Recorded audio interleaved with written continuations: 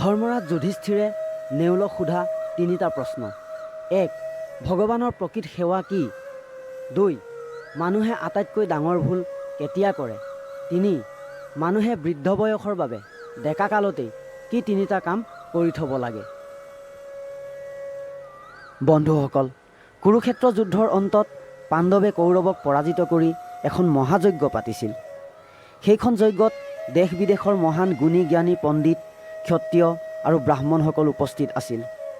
যজ্ঞখন ইমানেই জাকজমকতা আৰু ডাঙৰকৈ পাতিছিল যে ধৰ্মৰাজ যুধিষ্ঠিৰে অহংকাৰ আৰু গৰ্বত ক'বলৈ বাধ্য হৈছিল, এনেকুৱা যজ্ঞ পৃথিৱীৰ কোনো ঠাইত পতা নাছিল আৰু ভৱিষ্যতেও পাতিব নোৱাৰে।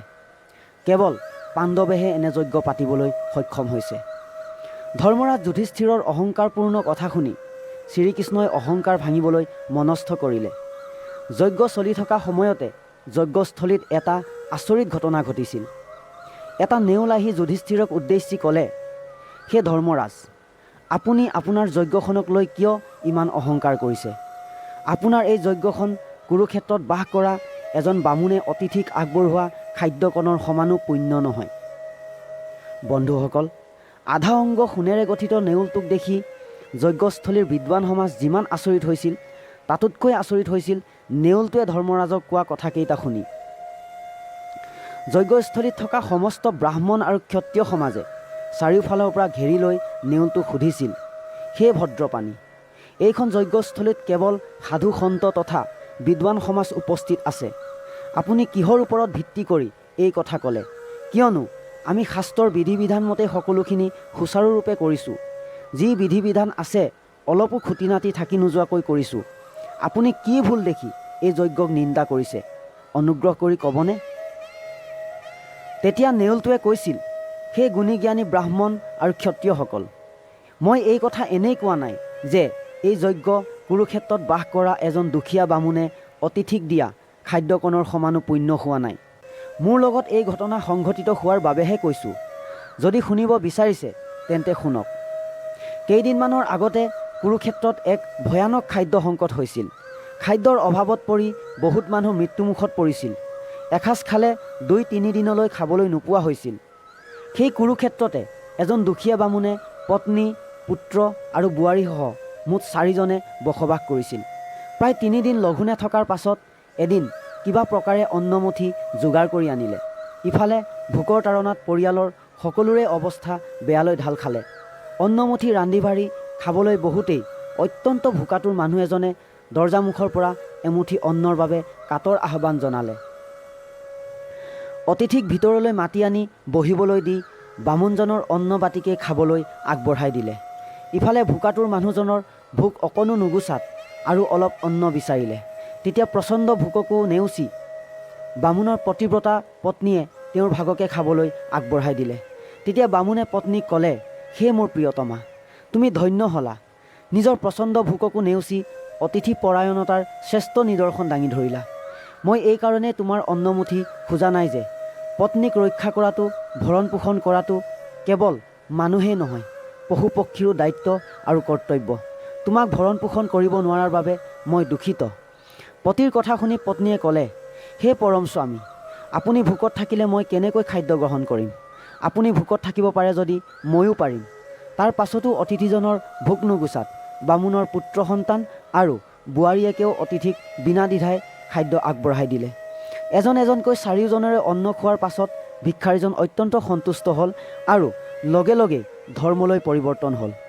ধৰ্মই বামুণ আৰু পৰিয়ালক ক'লে, ভোকে মানুহৰ বুদ্ধি, বিচাৰ আৰু বিবেচনা লোপ পোৱাই মানসিক ভাৰসাম্য নাশ কৰি দিয়ে।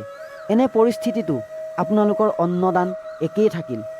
আপোনালোক সদায় অনন্ত হৈ থাকিব। এই বুলি কৈ ধৰ্মই 4জনকে স্বৰ্গলৈ পঠিয়াই দিলে।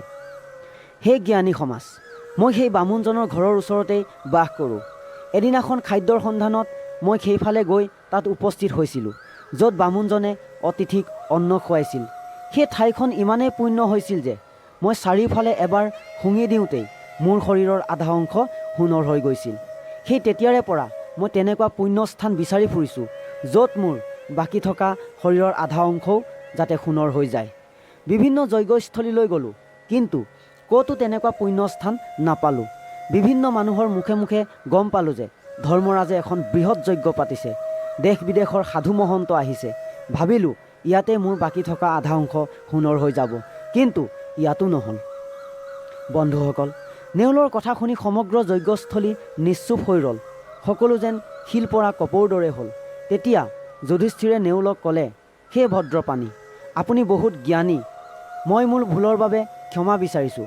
অনুগ্ৰহ কৰি মোক এই প্ৰশ্নকেইটাৰ উত্তৰ দিবনে? 1. ভগৱানৰ প্ৰকৃত সেৱা কি? 2. মানুহে আটাইতকৈ ডাঙৰ ভুল কেতিয়া কৰে? 3. মানুহে বৃদ্ধ বয়সৰ বাবে ডেকা কালতেই কি কি কাম কৰি থ'ব লাগে? তেতিয়া নেউলে কৈছিল, হে ধৰ্মৰাজ, ভগৱানৰ প্ৰকৃত সেৱা হ'ল প্ৰতিটো জীৱৰ প্ৰতি দয়াভাৱ, দিনহীনতাক সেৱা, পৰোপকাৰ, ভোকাতুৰক ভোজন, অহিংসাৰ ব্ৰত আৰু বেয়া পথলৈ যোৱা মানুহক প্ৰকৃত দিশ দেখুওৱা।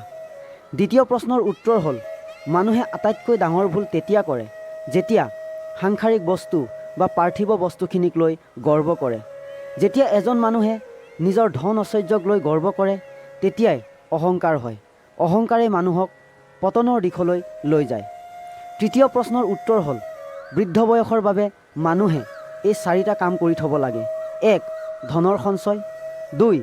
সন্তানক সংস্কাৰী হ'বলৈ শিকোৱা। 3. ভগৱানৰ নাম লোৱাৰ অভ্যাস। 4. শৰীৰৰ অভ্যাস আৰু সহনশীলতা। ডেকাকালৰ আৰামদায়ক জীৱনে বৃদ্ধ বয়সত ৰোগৰ সৃষ্টি কৰি জীৱনটোক অতি কষ্টদায়ক কৰি তোলে।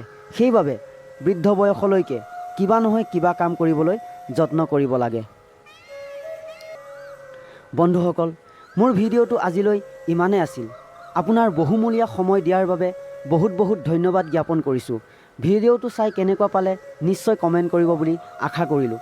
আৰু মোৰ এই চেনেলটো লাইক, শ্বেয়াৰ আৰু ছাবস্ক্ৰাইব কৰি মোৰ মনোবল বঢ়াব বুলি আশা কৰিলোঁ, যাতে মই এনেকুৱা ধৰণৰ ভিডিঅ' আৰু আপোনালোকক তুলি ধৰিব পাৰোঁ। ধন্যবাদ।